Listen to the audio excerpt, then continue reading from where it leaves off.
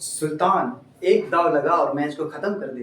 That means आपको बताने वाला हूँ कि आज इस चैप्टर की लास्ट क्लास है जिसमें हम क्लास 10th की मैथमेटिक्स का चैप्टर नंबर 12 जिसका नाम है पृष्ठीय क्षेत्रफल और आयतन, इसकी प्रश्नावली 12.2 का एकदम से लास्ट क्वेश्चन है 8th नंबर का। इसको देखने वाले हैं और आज इस चैप्टर को फिनिश करेंगे। तो welcome to my channel master classes. My name is Talib और आप देख रहे हो मास्टर क्लासेस यूट्यूब चैनल। चलिए इस क्वेश्चन को स्टार्ट करते हैं और फिनिश करते हैं इस चैप्टर को। बोल रहे हैं एक गोलाकार कांच के बर्तन, देख रहे हो आप बगल में बर्तन, एक सुराही टाइप का है लेकिन ये कांच का है। एक गोलाकार कांच के बर्तन की एक बेलन के आकार की गर्दन है। ऐसे गर्दन भाई, गर्दन बेलन के आकार की है, कांच का बर्तन है और जिसकी लंबाई 8 सेंटीमीटर है। लंबाई इस बेलन वाले भाग की लंबाई 8 सेंटीमीटर है और व्यास 2 सेंटीमीटर है। व्यास इसका 2 सेंटीमीटर है, जबकि गोलाकार भाग का जो व्यास है वो 8.5 है। यहां से यहां तक पूरा टोटल 8.5 सेंटीमीटर है। इसमें भरे जा सकने वाली पानी की मात्रा मापकर एक बच्चे ने यह ज्ञात किया कि इस बर्तन का आयतन 345 घन सेंटीमीटर है। जांच कीजिए कि उस बच्चे का उत्तर सही है या नहीं। भैया एक बच्चा है तो हो सकता है गलती भी हो सकती है उससे, तो हमसे क्वेश्चन बोल रहा है कि बच्चे ने इस कांच के बर्तन का आयतन ज्ञात किया जिसमें 345 का आंसर आया था। बच्चे का आंसर 345 आया था। आप उसको चेक करके बताओ कि उस बच्चे का जो आंसर है वो सही है कि नहीं।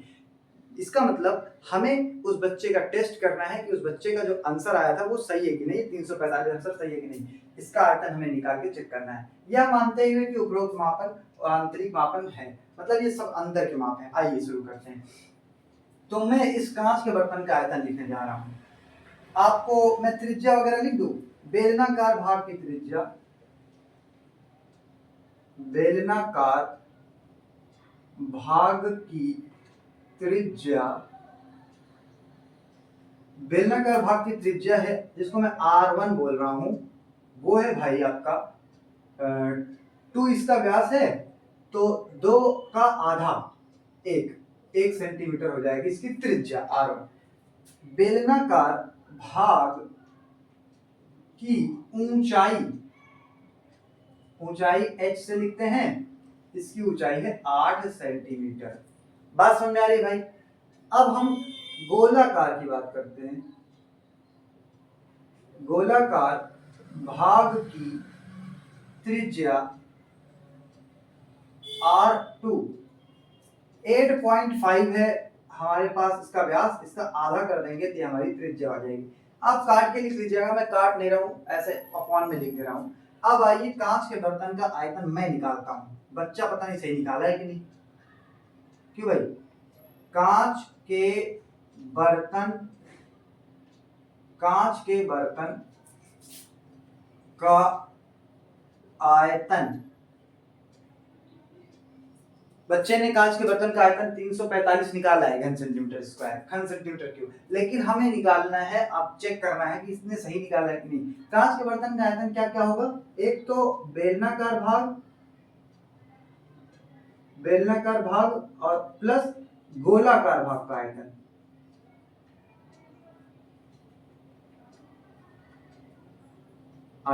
दोनों भाग का आयतन। बेलन का आयतन का फॉर्मूला जरा मुझे कमेंट में फेंक कर मारो तो जरा, पाई आर स्क्वायर एच प्लस गोलाकार भाग का आयतन का फॉर्मूला फेंक के मारो जरा, 4/3 पाई आर क्यूब। क्यों भाई सही है। आइए सॉल्व करते हैं। इनको कॉमन ले लो, पाई भाई साहब को कॉमन ले लो तो ये आ जाएंगे आर एच, ये सॉरी बेलन के लिए R1 है, इसके लिए 2 है। R1 का स्क्वायर h प्लस 4/3 पाई R2 का क्यूब। वैल्यू पुट कर लेते हैं। पाई की वैल्यू 3.14, 22/7 भी आप रख सकते हैं, लेकिन यहाँ बोला 3.14 रखने के लिए स्पेशलाइज्ड कर दिया था, इसलिए मैंने रख दिया। आप वैसे भी लगा दीजिएगा। R1 हमारा कितना है भाई, R1 हमारा है 1। 1 का स्क्वायर मल्टीप्लाई h हमारा 8 है, ये रहा, प्लस 4/3 पाई की वैल्यू हो जाएगी, पाई की वैल्यू तो बाहर चली गई, पाई बाहर चला गया, कॉमन आ गया, यहाँ कॉमन ले लिया भाई, देखो भाई गलत नहीं होना चाहिए। R2 का क्यूब है 8.5 अपॉन 2, 8.5 अपॉन 2 का क्यूब है, 3 बार लिख दो इसको,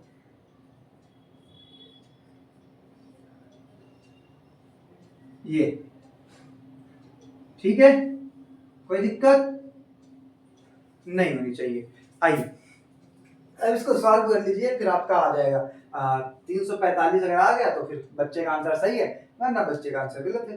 देखो यहाँ चार है, चार, इस चार को काटेंगे तो दो दो उड़ जाएगा, यहाँ से 2 बार 2 है उसको उड़ जाएगा। अब 3 दूनी 6 हो जाएगा, 8.5 8.5 8.5 इनका मल्टीप्लाई करना है मुझे भी, तो यार इसका मल्टीप्लाई अगर मैं कैलकुलेटर में कर लेता तो जल्दी हो जाता, आप तो कर ही लेंगे जल्दी से, लेकिन अब मुझे कैलकुलेटर यूज करने के लिए फोन तो मैंने आपको रिकॉर्डिंग पे लगा रखा है, चलो मैं यहाँ जल्दी से कर लेता हूँ, थोड़ा टाइम लगेगा, आप करिए मेरे साथ साथ, कमेंट में आइए आंसर इसका। 50 25 40 40 2 42, ठीक है भाई, 8 पंचे 40, 8 टाइम 64 4 68, 5 2 8 4 12 6 7, 8.5 से फिर मल्टीप्लाई करेंगे, अभी लास्ट में पॉइंट लगा लूंगा 3 डिजिट के बाद। अच्छा हम 25 5 दूनी 10 2 12, 5 दूनी 10 1 11, 5 7 35 1 36, 8 पंचे 40, 8 दूनी 16 4 20, 8 दूनी 16 2 18, 8 7 56 और 1 57। देख लेना भाई हासिल वासिल गलत हो जाए तो थोड़ा, कहीं बच्चे की तरह मैं भी ना गलत कर दूं। 8 6 14, 14 का 4, 7 3 10 1 11, 5 है तो एक हासिल था 6 हो गया।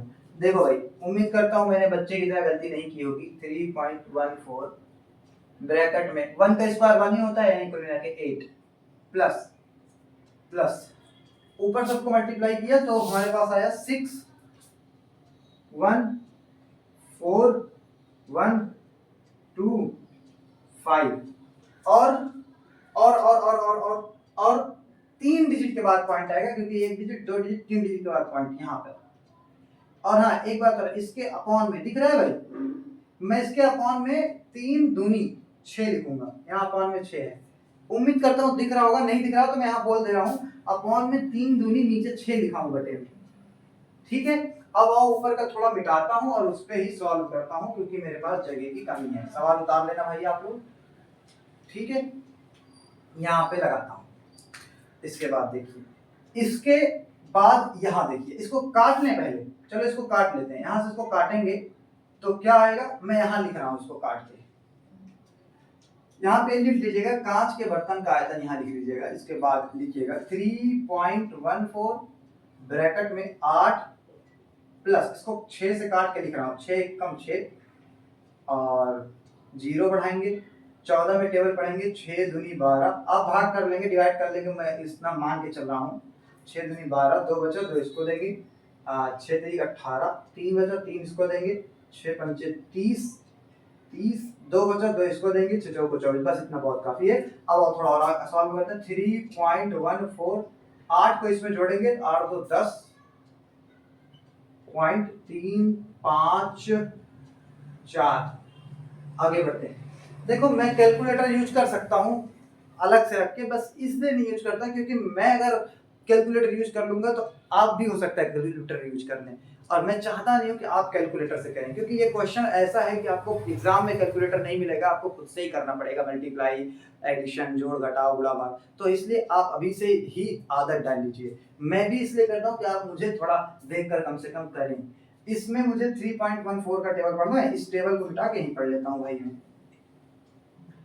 110.354, 3.14 का टेबल पढ़ेंगे इसमें।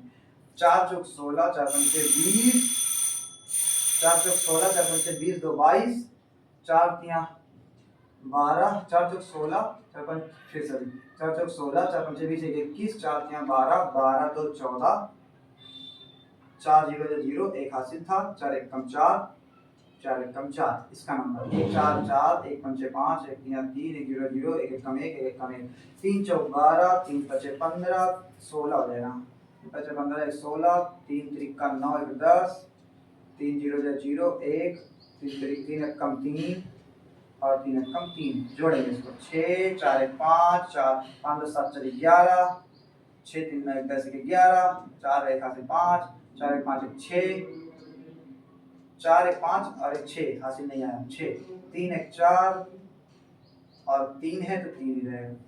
और कितने डिजिट के बाद पॉइंट 1 2 और 3 डिजिट के 5 डिजिट 1 2 3 4 5 यहाँ, यानी इसको मल्टीप्लाई करने पे आया 446.5। बाकी मैं एक एस्टिमेशन कर दे रहा हूँ जिसको सन्निकटन मान कहते हैं। इस इतना हो गया, इतना सेंटीमीटर क्यूब इसका आंसर है। ठीक है, अब चेक करो वो जो बच्चे ने आंसर लगाया था वो कितना आया था। बच्चे ने जो आंसर लगाया था वो 345 आया था, 345 घन सेंटीमीटर स्क्वायर, और मेरा 346 आया, 346.5, यानी कम से कम यानी बच्चे का आंसर गलत है। देखो मैंने बच्चे को गलत साबित कर दिया भाई। तुम भी से गलती हो सकती है, इसलिए गलती मत करना, बच्चा मत बनना, आप थोड़े बड़े हो जाओ, आप जल्दी जल्दी से। तो आप यहाँ पे लिख देंगे बच्चे का आंसर गलत है। बच्चे का आंसर या बच्चे ने यह ज्ञात किया है कि बर्तन का आयतन इतना है। बच्चे का उत्तर गलत है, ये हो गया। ठीक है, उम्मीद है आपको बहुत अच्छे से समझ में आया होगा। इसी पर मैं अपनी बात को खत्म करता हूँ। ये चैप्टर सबसे लास्ट क्वेश्चन था इस चैप्टर का, और इस चैप्टर का ये लास्ट क्वेश्चन था। इसके बाद अब हम न्यू चैप्टर स्टार्ट करेंगे। आप मुझे कमेंट करके बताइएगा कि इसके बाद आपको कौन से चैप्टर की वीडियो चाहिए। जिस चैप्टर पे की डिमांड ज़्यादा होगी बच्चों की, जिस पे कमेंट ज़्यादा आएंगे, मैं उसी चैप्टर को स्टार्ट करूँगा। Thank you very much, all the very best. मिलते हैं नेक्स्ट क्लास में। पढ़ाई करते रहिए, मस्त रहिए, और हो सके तो चैनल को सब्सक्राइब करके अपने दोस्तों को भी शेयर कर दीजिए।